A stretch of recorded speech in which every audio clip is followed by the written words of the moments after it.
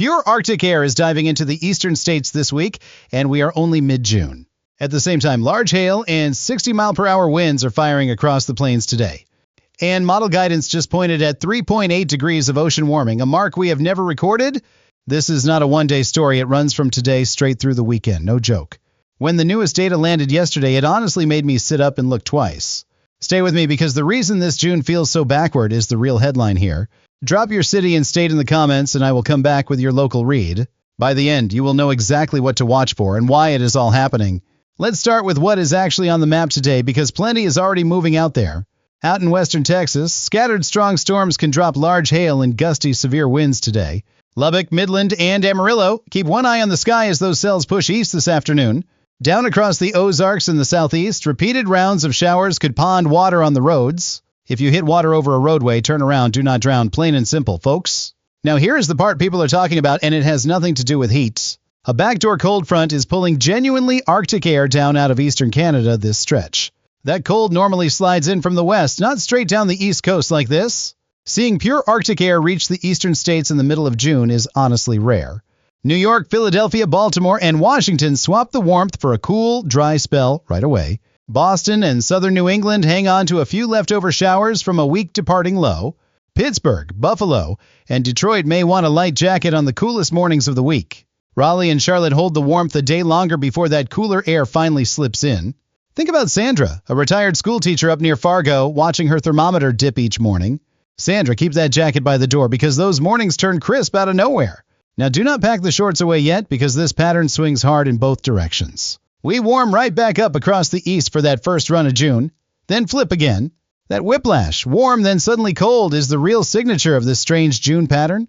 Chicago, Minneapolis, and Cleveland all ride that same temperature roller coaster over the coming days. Detroit and Cleveland start out sunny before that Canadian air edges back in by midweek. Even El Paso bakes hot and plumb dry while the rest of the plains keep lighting up.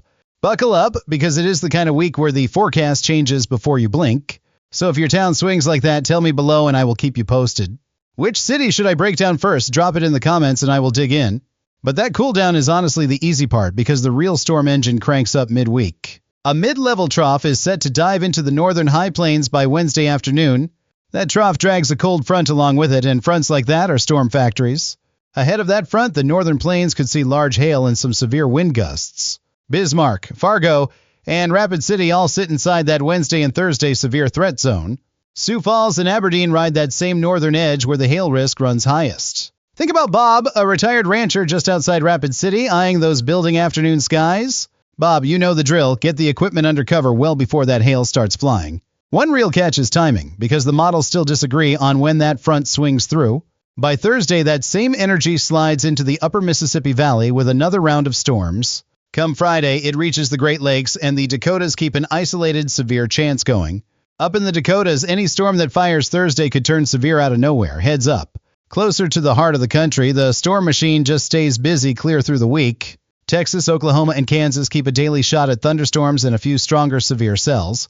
Oklahoma City, Tulsa, and Wichita, you sit squarely in that repeating bullseye the next few days. Wichita Falls and Abilene stay in the mix as those West Texas storms drift their way east. Omaha, Lincoln, and Sioux Falls ride close to that northern plains severe threat by midweek too. Good grief, the middle of the country just cannot catch a quiet afternoon all week long.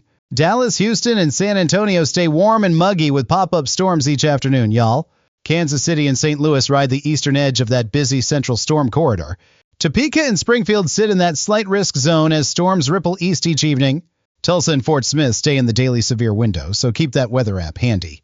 Wichita and Salina ride the dry line where the biggest hail tends to set up shop. St. Paul and Duluth catch the cooler air early before storms graze the region midweek. Now let me pull back to the official outlooks because the data lines right up with all this. Over the central states, the Storm Prediction Center paints its risk colors on the map again. Most of it is a general thunderstorm risk, meaning storms are likely but not widespread severe. Kansas and Missouri carry a slight risk, a clear step up where storms turn more scattered. Stop right here, though, because midweek hides a connection almost nobody is putting together yet. A marginal risk wraps around all of that, covering isolated severe cells through the central states. New this year, conditional intensity guidance tells us how strong storms could get, not just whether they form. For this stretch, that intensity signal stays modest, which is good news for just about everybody. No two ways about it, the central states stay locked and loaded for storms through Friday. We are not staring down a major outbreak here, just a busy, wide-reaching severe weather pattern. Margaret, a retired nurse near Des Moines, has seen plenty of these June storm setups before. Margaret keeps her phone alerts loud and her plans simple, and that is just plain smart living. Even so, garden variety still means large hail and 60-mile-per-hour gusts can wreck your afternoon. A 60-mile-per-hour gust can still snap a limb or flip patio furniture in a heartbeat. So if you hear thunder, head indoors because that one simple rule keeps you safe, period. Indianapolis, Cincinnati, and Columbus stay quiet early before those storms swing their way later on. Memphis and Jackson stay muggy and unsettled, with a rumble of thunder most afternoons. Green Bay and Madison ride the northern edge of that midweek severe storm potential as well. Farther south, Atlanta, Nashville, and Memphis bake in the humidity with daily afternoon downpours. Pat, a retired mechanic down in Atlanta, can basically set his watch by those 4 o'clock storms. Pat, keep the umbrella in the truck because plain and simple, these things pop up fast. Bless their hearts, the folks down south just keep mopping up after these daily soakers. Little Rock, Birmingham, and Jackson keep that humid, stormy southern feel running all week long. New Orleans and Mobile keep that steamy Gulf Coast rhythm of heat and afternoon boomers. Louisville and Knoxville stay in the daily downpour club through the back half of the week. Y'all. Tampa and Orlando keep that Florida pulse of sunshine, then one loud afternoon storm. Charlotte and Greensboro hold the warmth before the cooler air finally noses in late week. Up north, Milwaukee and Grand Rapids flip between warm sunshine and that diving Canadian chill. Denver and Salt Lake City stay on the cooler, showery side of this whole western trough. Out on the west coast, Seattle and Portland keep things quiet and mostly dry for now. Los Angeles and San Francisco sit comfortable and calm, well clear of all the midweek drama. Phoenix and Las Vegas bake under early summer heat, sitting well south of the storm track. Albuquerque and Tucson stay locked and loaded for daily desert heat with barely a cloud. Miami and the Florida coast keep their usual summer rhythm of heat and afternoon thunderstorms. So no matter where you live, this one pattern has a little something with your name on it. I read every single comment, so tell me your region and your town might headline next. Now here is the one thing almost nobody is connecting about this whole backward June. A cooler, stormier deep south in late spring is a classic El Nino calling card. Folks like Margaret in Des Moines have weathered a strong El Nino winter or two before. Margaret, you remember how one ocean pattern can flip an entire season on its head? So this strange June is not random, it may be an early taste of what is building. That is the headline I promised you, and it has the forecasting world leaning all the way in. El Nino is simply a stretch of warmer than normal water across the tropical Pacific Ocean. We measure it inside a zone called Nino 3.4, sitting right along the equator. Stick with me here, folks, because this next part is the honest-to-goodness heart of it. Out in that zone, buoys and satellites both confirm the warming, so this is measured, not guessed. Forecasters at the Climate Prediction Center ran their CFS-V2 model and posted fresh numbers yesterday. Here's the kicker, every single run in that model crosses the old record by this fall. Picture dozens of forecasts in one chart and not a single one stays under that record. Averaged together, those runs land near 3.7 to 3.8 degrees above normal out in the Pacific. For context, the strongest El Nino we have ever recorded topped out right around 2.8 degrees. So we are talking a full degree past anything in the record books, which is flat out wild. Now I will be straight with you because honesty matters a whole lot more than hype. One model run is a clue, not a promise, and that number can still cool right off. There is a real chance we settle closer to 2.5 or 3 degrees near past records instead. Even so, NOAA already has an El Nino watch posted with about an 82% chance soon. They expect it to develop over the next couple months and hold on right through winter. Why does warm ocean water matter to your backyard? It quietly steers the whole jet stream. That means it rewrites the hurricane season, the summer, the fall, and likely into next spring.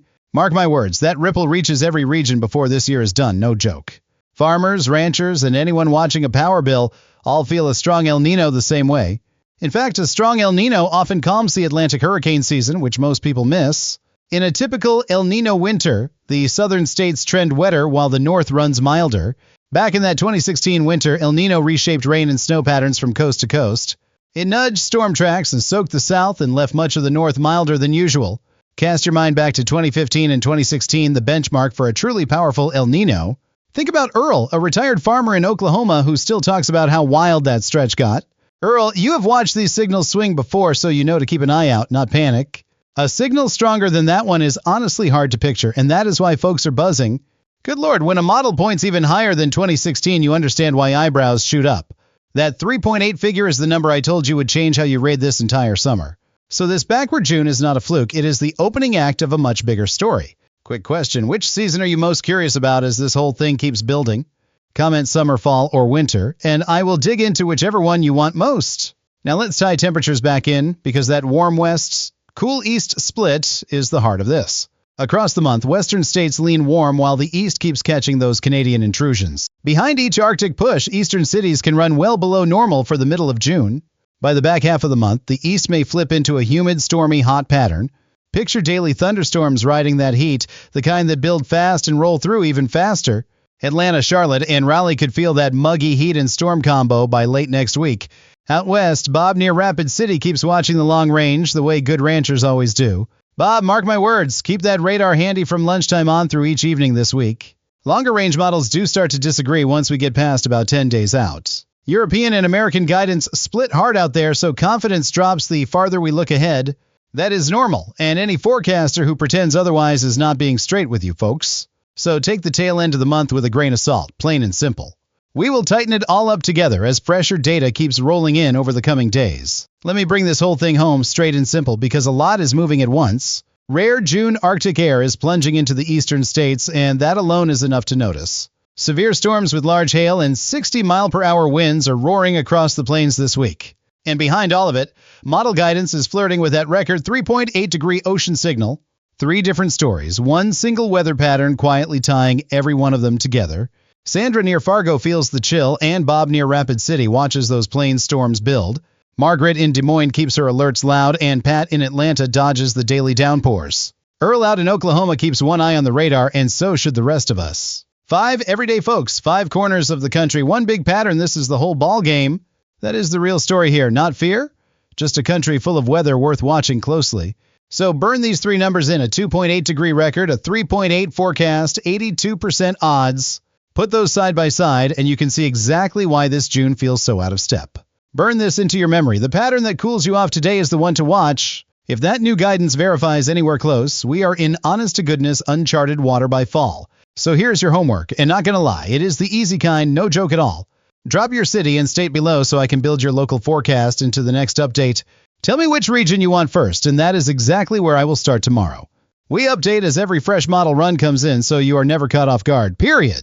Check on the older folks nearby because a heads up from a neighbor beats any push alert. Charge a backup battery and know where you would shelter. No 2 ways about it, folks. Do yourself a solid and set those alerts to wake you before any storms ever start. This pattern is still being written, and the next chapter drops with tomorrow's fresh data. Picture this same chat back in October, when that El Nino should be near its peak. Stay safe, stay curious, and I will see you right here in the very next update.